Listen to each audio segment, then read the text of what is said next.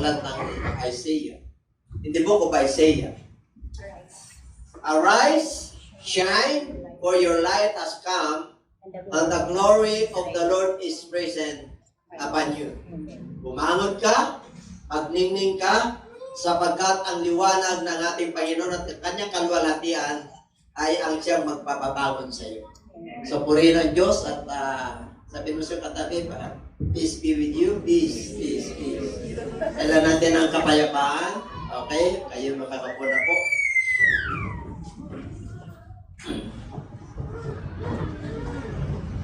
Nung last week na bisita, saan po? Yung mga last week na bisita, saan?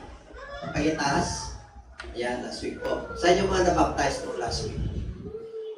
Saan yung mga nabaptize nung last week? Yun. Yun ang kakulangan po natin, ha? Follow po tayo. Kailangan po yung mga alagaan po natin kasi pag once na nabaptize po yan, sigurado po ang kaaway nandyan. Aniwala na po kayo. Yung mga soul na dala-dala nyo po, kailangan ipag-pray nyo, hindi lang yung nabaptize. Parang bata po yan, na pagkasanggol pa po, wala pong alam yan sa spiritual. Kaya ang demonyo, kukunin po yan. Kaya yung mga invited po ninyo, alagaan ninyo. Ipag-pray nyo po, i-follow up nyo. Kasi nung nabaptize po yun, nandun na yung kaaway, nakampa. Kaya, minumonitor ko po yung mga nabaptize. Sino yung nabaptize nung last, itong month of May? Yung tatlo, no? Tatlo po yun. Tatlo po yun. Nung last week. Yung nabaptize ko, darating sila sa taga Maynila po yun. Darating sila sa Jake, sa church anniversary. Okay. Sana po, para lalong mag-alak ang ating Panginoon at malulati po, huwag natin hayaan yung ating muso. Okay po? Kaya ang nais ng Lord, sila po ay lumago. Kasi once na nabaptize po na spiritual, nandun kalat ng demonyo. At ang alalahanin ninyo, bakit na-enlighten po sila? Bakit yung ginagawa nila ngayon? Nakikita na nila spiritual. Kaya alam na nila kung anong kilos ng demonyo. Susulsulan po yan ng usik, ng panahon, ng kabalahan, ng trabaho. Dati wala trabaho yan, ngayon magkakaroon. Ganun katindi ang kaaway. Kaya kailangan po tayo may responsibility po na tayo po ay nagdala. Alagaan po natin. Yung tinawag na sabi ni Pastora kahapon, yung Tamagotchi. Alam niyo yung Tamagotchi? Ano yun? Laruan. Yung parang pinapakain, tumataba, lumalago siya. Lumalaki. Dapat yung mga soul natin, Tamagotchi natin sa harapan ng Lord. Yung kanilang spiritual, mananagot po tayo. Amen po? Kaya kung gusto nyo ng blessing, kailangan bumangon ka. Sabi mo siya katabi, bumangon ka. Bumangon. Kasi marami pong nakalagpak ngayon. Marami pong nakaano po ngayon, pagsak. Kayo ba naniniwala ron? At maging ang malingkod ng Diyos. Wala po yung simple. Pinapantayan po, lalo po, frontliners po ang malingkod ng Diyos. Frontliners. Okay, kaya hindi rin tayo mag-ingat, mga lingkod ng Diyos, mga pastors, elders, workers, at yung mga matagal na po rito, ay talagang araw-araw po, nandyan ang kaaway, nandyan ang mundo ito, nandyan ang paghahabol ng ating panahon, at medyo dahil nagmamadali na rin ang Lord, kaya kailan magmadali na rin tayo. Amen? Huwag ka lang may stress. Nagmamadali na nakarelax. Nakakita na kayo yung nagmamadali na one day at a time. Alam niyo yung awit na yun? One day at a time, sweet Jesus, and tomorrow may never be mine. Diba? One day at a time. So, binigyan ka ng buhay ng Diyos ngayon, pasalamatan mo. Binigyan ka ng lakas ng Lord ngayon, pasalamatan mo. Kung may problema ka ngayon, nagpapasalamat ka dahil kayang-kaya mo. Amen? Kahit na may nararamdaman ka, alam mo, hindi ka pababayaan ng Diyos. Kaya, bangon, kapatid. Okay? At yan ang pinaka-title natin. Arise, shine, bumangon ka. Bumangon ka, Jerusalem, at magliwanag na tulad ng araw. Yung bumangon ka dyan, yung arise po, shine for you, it is pertaining to Jerusalem. Okay? Kasi po, lugmok po sila. Pagsak po sila. Kaya kung basahin mo yung chapter 59, nagkasala po sila. Sobrang tigas po ang ulo ng mga anak ng Diyos. Kaya ang Panginoon po ay talagang nagtampo, talagang nagalit sa kanila. Kahit na sila po ay makipag-ugnayan sa mga priest, wala talagang vision, walang katugunan ng ating Panginoon. Nandun po ang kahirapan, sinasakop sila, pinipreso sila, kinakaptive po sila. Kawawa po yung mga hari. Yung kanilang mga kayamanan, kinukuha, sinusunog yung kanilang mga properties, yung mga bahay po nila. Kaya dito po, yung arise, ibig sabihin, bumangon ka Jerusalem at magliwanag na tulad ng araw. Lugar po ito. Kaya yung Jerusalem na yan, naalala ko po, iniyakan ng ating Panginoon yan. Ang Jerusalem po, Israel, Jerusalem, Syria. Okay? Nasa gitna po. Ang capital city ng Israel noon ay Tel Aviv. Tel Aviv. Noong panahon ni Trump, ginawa niya city ng Israel ang Jerusalem. Maraming nagalit yung mga Arab nation.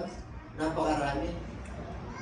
Kasi po, hindi talaga ayaw ng mga Arabo, yung mga Muslim po, yung mga Arab countries, na ang capital city ng Israel ay Jerusalem. Nag-umpisa lang po ang Jerusalem sa Book of Joshua. Yung 5 hari po na pinatay. Kasi sumakop na po sila, binibigay na po yung mana po nila. Kaya yung lugar na yan, napakaluwag po yan. 5 ang hari na naghahari po dyan. Pag sinabing Jerusalem po, kumbaga sa Mindanao po yan, kalaki. Nakuha nyo? 5 ang naghahari. Nung pinapasok sila ng ating Panginoon doon, dadaan kayo ron para makaano kayo sa promised land. Dinaanan po nila yun. Pinatay lahat po yun. Kaya nasakop po nila yun. Amen po? Kaya yung Jerusalem hanggang sa Gaza, hanggang sa Palestine, Palestino po yun. Yung war na yun. Yung Gaza Strip. Naman nyo? Hindi natatapos po ang giyera dyan. Bakit po? Kasi po, sa tutulan po, ang mga Arab countries, nung galing po sila sa Egypt, yun yung pangako ng Diyos kay Abraham, na ang iyong mga anak ay sindami ng buhangin sa lupa at sindami ng bituin sa kalangitan. Arise, shine, for your light has come. Okay, dumating na yung ilaw. And the glory of the Lord is risen up upon you. Verse 2. For behold, the darkness shall cover the earth, and deep darkness the people, but the Lord will arise over you. Ito po, dumating yung panahon sa inyo, bayan kong Jerusalem ng darkness. Talagang nagimpal po sila, nagkaroon sila, pinatay po sila.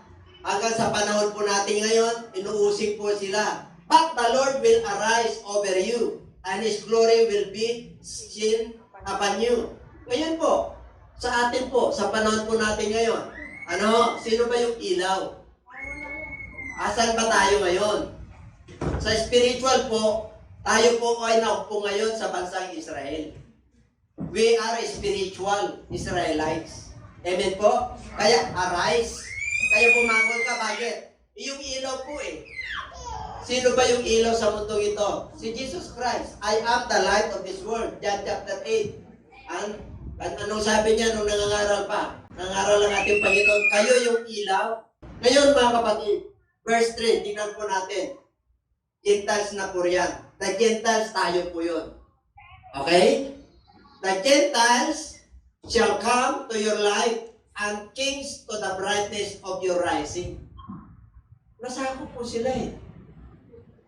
Ang mga Gentiles po, basta hindi ka Hudyo, kahit na Arabo ka, Muslim ka, Pilipino ka, Meksikano ka, Western ka, English ka, Gentiles ka. Are you Gentiles on our generation? Tayo ba hintil ngayon? We are not Gentiles anymore. Because we are justified by faith. Binabanal na tayo ng Lord dahil sa ating pananampalataya kay Kristo. Kaya pag sinabi mong Jerusalem, huwag mong gagamitin yan. Huwag mong gagamitin ng Jerusalem para i-compromise mo. Ang ibig kong sabihin, nandun yung trono ng Diyos. Ha? Nandun ang kapangyarihan ng Diyos, kaya iniyakan niya yan eh. Bayan ng Diyos yan. Amen po? Kaya pag tayo po ay isa sa mga anak ng Diyos, dahil tayo po ay pinanganak na muli, mayroon tayong relationship sa lumikha. Kaya nagpapa-invite lagi ang ating Panginoon. Kaya sabi na nga, kaya napakahalaga ang pagsusurpining. Bakit po? Meron tayong pupuntahan eh. Merong eternity. Meron tayong buhay na walang hanggan. Kaya bangon, sabi mo sa katabi. Kahit na medyo mahirap ang buhay, bangon. Hindi lang naman ikaw nakakaranas yan eh. Buong mundo. Nagkataon lang po na third world country po tayo. Pag third world country po, tayo po ay nabubuhay sa poverty. Yung ating sinasahod na minimum ay kulang. Kulang para sa atin. Wari, magkano minimum ngayon? Dito? Ha? 500. 500, palagay mo na. Kasya ba yan? Pamasahin mo. Meron kang pamilya. Kasya? Bakit tayo nakakain ng 3 times? Kung hindi pala kasya. Kasi may Diyos po tayo na kumukumpleto sa atin. Yun ang pagkakaiba po natin. Hindi tayo nag-aalala yung para sa bukas. Hindi tayo binigo ng Diyos. Ano sabi ng Bible? Ang lumalapit, nananalig sa Kanya, at sumusunod sa Kanyang mga utos, siya ay matalino. Hindi yung katakalinuhan sa secular, ha? Matalino ka kasi yung spiritual mo, kilala mo yung iyong pinaglilikuran. Kahit na nasa third world country tayo, pwede tayong umiti. At mayroon tayong pag-asa. Mayroon tayong Diyos na sinasamba na hindi tayo pinababayaan. Ganyan tayo kamahal ng ating Diyos. Kaya pag sinabi mong Jerusalem, di ba? Yung Samaritan woman, ang sabi nyo, mga Samaritano, kami, sabi ni Jacob, yung aming ninuno, dito sa Jacob's Well kami sasamba. Pero kayong mga Hudyo, doon kayo sa Jerusalem. Why Jerusalem? That is the city of David. Ginawang buog ni David yan. Nandyan nakalagay yung pinakasentro ng bayan ng Israel. Amen po? Pag sinabing si Jesus Christ ay pinanganak sa Judea, kumbaga sa wari sa Metro Manila ka, sentro doon. Dadalhin na lang natin dito yung Metro Manila para malapit-lapit, ha? Wari, ito yung sentro ng buong Pilipinas. Capital city. Ito yung, what is the capital city of the Philippines? Ha? Ano ba Quiapo, sabi niya? Yung Manila. Metro Manila. Ngayon, wari dali natin sa yung dito. Ang Judea, 9 kilometers away. Wala yung Sarpabian, nandiyan yung Judea. Diba? Kanya, nandito yung sentro, yung Jerusalem. Nandito yung Trade Center. Nandun yung Divisoria. Lahat ng Trade Center. Nandun yung MOA. Doon ipinanganak si Lord. Saan? Sa Judea. Bakit po? Patriarka. King David ang kanyang lineage. Ang genealogy ng ating Panginoong Jesucristo ay hari.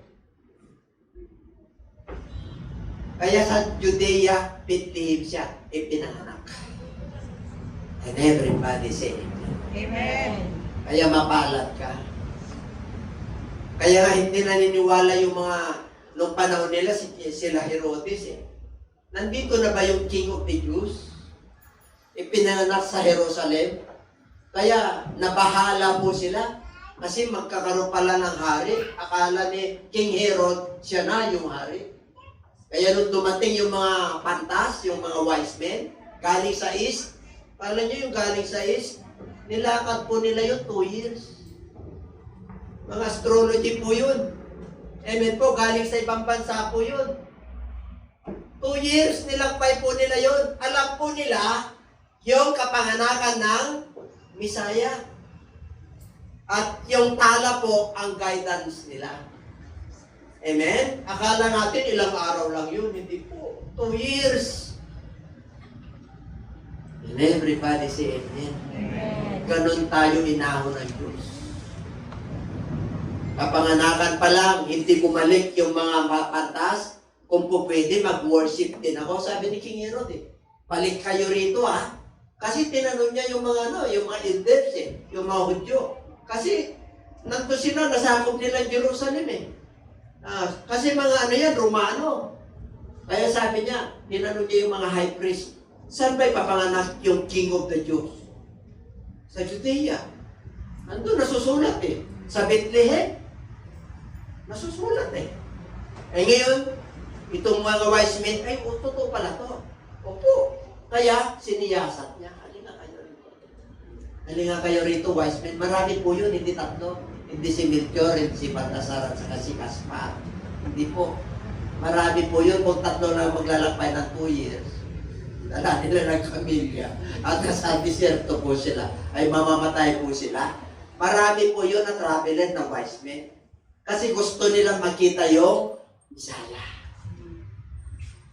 Kaya nung nag-gimbal po sila, nung panahon na, yung talaan, yung nasusulat, yung Misaya darating. Ayun, nandun na yung mga wise men.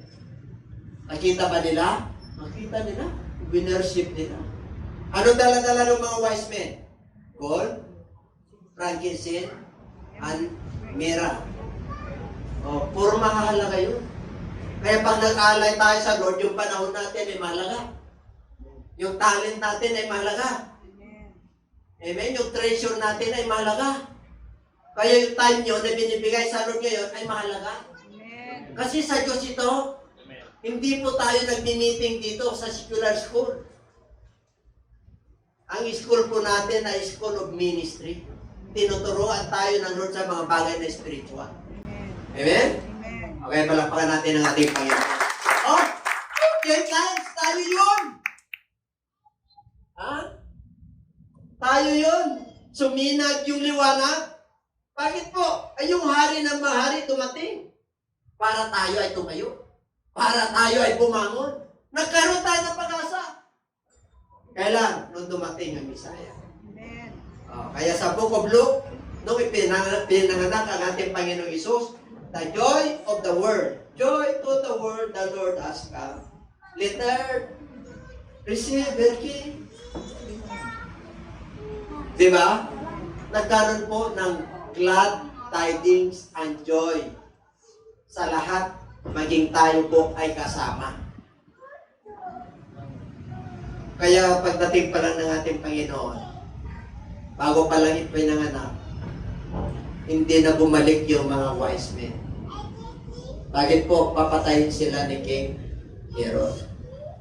Ang sabi ng angel, mga wise men gising. Wag na kayo pumunta doon sa Perez Boulevard. Siyempre, sentro yun. Kasi sentro, tatod yung palasyo ni Herod. Yari kayo ron. Pupunta kayo doon sa La Union. Sa La Union, palayo kayo para hindi kayo magkita hanggang sa bundok, tralala. Di ba? Pag La Union, ano na? Di ba? Mountain province na po yung mountain na po. Baguio, papunta ka na sa Benguet, papunta ka na sa Banawe. Nandyan pa ba kayo? Ganun po ang nangyari. Kaya, yung mga 2 years below na lahat ng lalaki sa Jerusalem pinatay. Pinatay.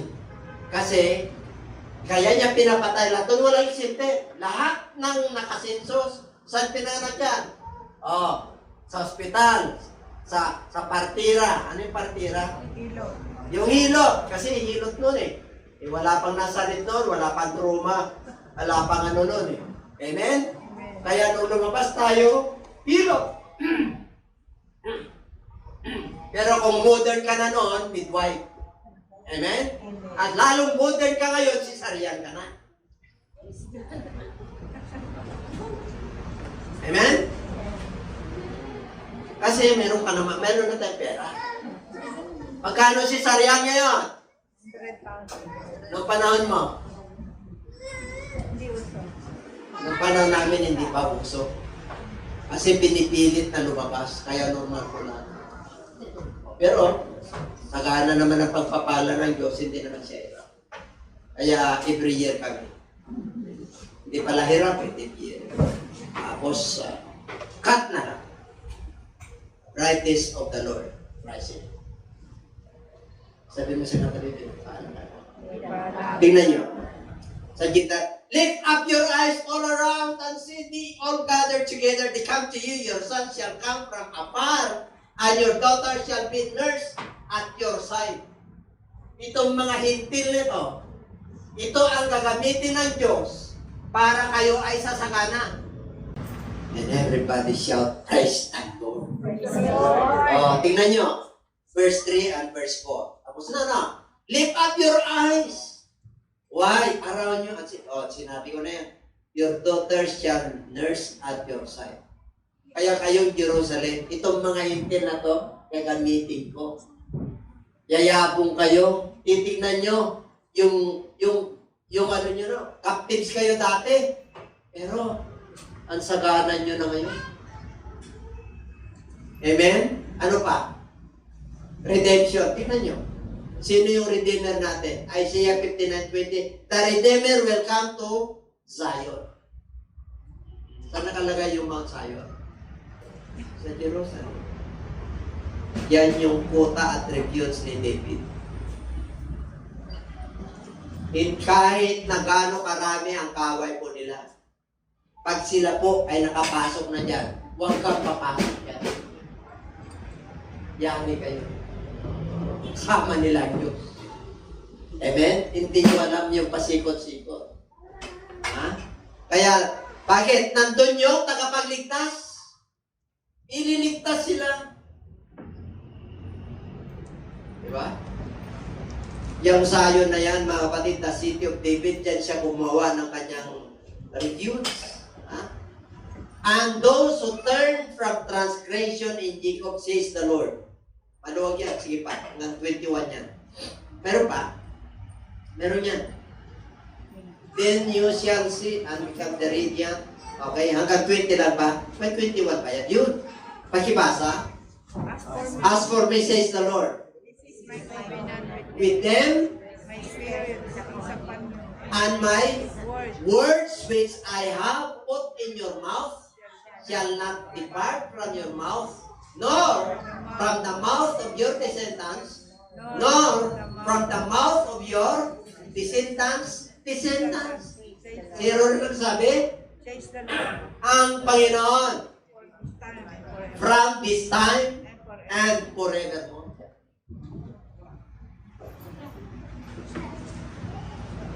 Sino ang tumupok sa atin? Lord Jesus. Grabe, ah. Pagdating sa covenant, merong tipa ng ating Panginoon. Ano ba ngayon? Communion, di ba? Communion. Tingnan nyo, ang Matthew chapter 26. Yung covenant na yan. Siya yung ano. Diyan? For this is my blood of the new covenant, which is shed for many for the remission of sins. Niligtas ka ng ating Panginoon. Pinatawad tayo ng ating Panginoon. Pinagaling tayo ng ating Panginoon. Dati, bulag tayo sa katotohanan. Gawa tayo ng gawa, hindi natin alam kung saan tayo tutungo. Totoo ba yun? Amen. Tama. Amen. Pero ngayon, nasa liwanag ka na. Pag tayo po'y nagkamali, nagkasala, di ba, kinakabahan tayo. Bakit po? Meron tayong Panginoon Diyos na tumitingin sa akin. Yun yung nakaupo sa trono. Yun po yung nagligtas sa akin. Kaya sabihin mo sa iyong katabi, arise. Arise. Walk by faith and not by sight. Kaya kayong mga bisita ngayon, bangon. Kasi bumangon na rin kami. Kaya kahit na bumangon kami, minsan may mga sakit kami. Walang exempted din. Kahit na bishop ka, pastor ka. Walang exempted. Pareho lang din tayo. Kaya lang, ang pagkakaiba, kilala mo yung Diyos mo. Kilala mo kung saan ka nananalig. Alam mo kung saan ka tutungo. Amen. Ano sabi niya? May instruction siya eh. Ano yung covenant niya? Yung pinasa natin kanina sa Isaiah, chapter 59, 21. This is the covenant of the Lord. Pero mo yung Espiritu ng Diyos sumasapit. Amen? Ginamit ang bansang Jerusalem.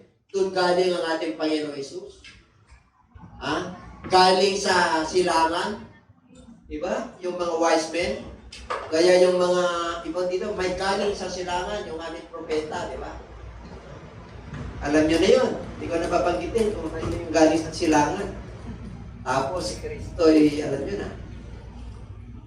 Tao. Pero sa atin, hindi lang tao si Kristo. Panginoon pa. Amen. Hindi lang siya Panginoon, Diyos pa. Amen. Sabihin mo sa katabi, ang tindi mo. O yun yung sinasamba nila Moses. Nalala niyo sa transfiguration? Tatlo yun. Si Moses, si Elijah, at saka si Jesus Christ. Kaya sabi ni Peter, at saka si John, nandun sila talaga. Ay, gagawa tayo ng tabernakulo. Tatlo. O di tatlong Diyos yun. Amen? Nung pumigit sila, bakit nawala yung dalawa? Nawala si Moses at saka si Elijah. Amen? Amen. Si Jesus Christ po yung dito. Huwag niyo sasabihin yung nangyari. Bakit po? Kasi isa lang ang Panginoon Diyos. Amen. Yun yung nag-witness.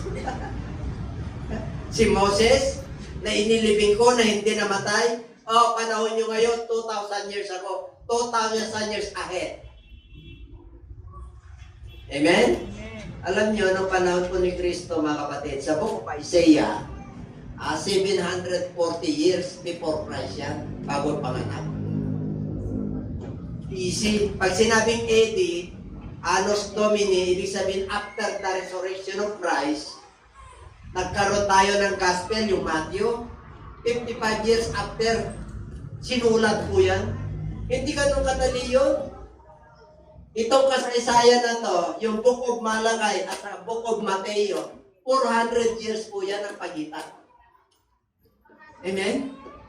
Kaya pag ang salita ng Diyos ay nasa yung puso, nasa yung isip, nasa yung bibig, abay, tapos sinusunod mo, matalino ka, nagtatagumpay ka, matatag ka, na-establish yung things mo. Amen po? Mula ngayon, Brad. Mula ngayon, Brad.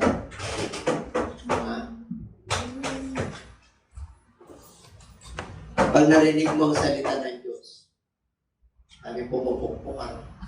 Ganun talaga. Pag narinig mo ang salita ng Diyos, kasama may pumupukpuk. Natural lang yun. Nako-confirm. Nako-confirm. Huwag lang kayo ma-distract. Dito lang, ha? Dito lang. Alam niyo, nung nangangaral ang ating Panginoon, taming bata, di ba? Sabi ng mga alagad niya, "Hoy, huwag kayong lalapit sa Panginoon, matidisrupt." Okay lang yan. Asa si Matthew? Okay lang din yan. Asa nyo nagpamartilyo yan? Okay lang din yan. Saan nyo sumisigaw yung preacher na propeta? Kasi, hindi tayo nababader. Amen? Lalo na pag nag-brown.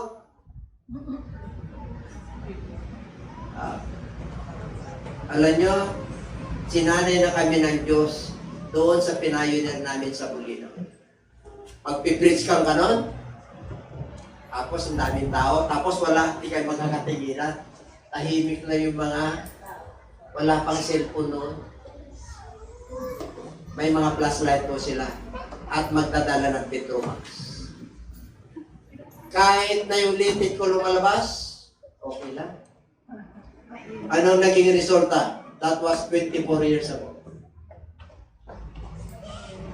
Tatlo ang mayroon doon. Yung isa, 100 years na doon. Yung isa, yung tuwing Sabado, bawal. Yung tuwing Sabado, nakasara. Ano yun? Basta, Sabatista ba yun? Yan yung mga nauna na sa atin yan, mga 100 years na. Kasi 66 years old na ako, bata pala ako, nandun na ako. O kaya yung mga ninuno nila, nandun na yun. Yung Katoliko, siguro panahon pa ng Kastila, nandun na rin yun. Amen? Eh, dumating tayo. Dumating tayo. Nagsasarado ng Katoliko, nandun na sa kabila. Amen? Yung ano naman, nandun pa rin. Nandun pa rin. Pero nanakana yung born again. Nag-grow. Bakit? Nandun yung miracle eh. Nakita ng mga tao ron, talagang pinagpala ng Diyos yung mga kapatiran. Amen? Hindi sila ganong nag-aral, pero very smart. Pag nagsalita po sila, kahit na sila ay magpo-funeral service sa mga matatas na tao ron sa bayan, nandun sila. Bakit po? Sila ay naglilingkod sa Diyos. Kahit na sino nakikinig sa kanila. Kasi yun ang i-train sa kanila. Kaya tayo po na anak ng Diyos, ipagmalaki natin yung redemption, yung Redeemer natin. Talaga siya po yung nagligtas sa atin. Kaya ngayon mga kapatid, dahil communion, hindi ko na patatagalin. Bumangon ka. Kung ikaw ay may karamdaman, lumaban ka. Liban na lang kung ayaw mo. Ayaw mo na, darling, talagang mabuhay. Kasi ang laki ng utang natin. Hindi na natin kayang bayaran. Kaya mauna na ako sa'yo. Ay, huwag kang mauna, dalawa tayo. Ay, kawawa naman yung anak natin, isama natin. Grabe, ang tindi na gawa ng demonyo. Di ba? Yung mga iba wala ng titin, di ba? Yung walang malay na bata ay sinasama. Hindi ka titin pag nasa Lord ka. Hindi ka mawawala ng pag-asa pag nasa Diyos ka. Hindi ka magugutom. Ang mga ibon, pinapakain ng Diyos. Huwag kang mag-alala. Sagot ka dito. Tayo po lahat tayo.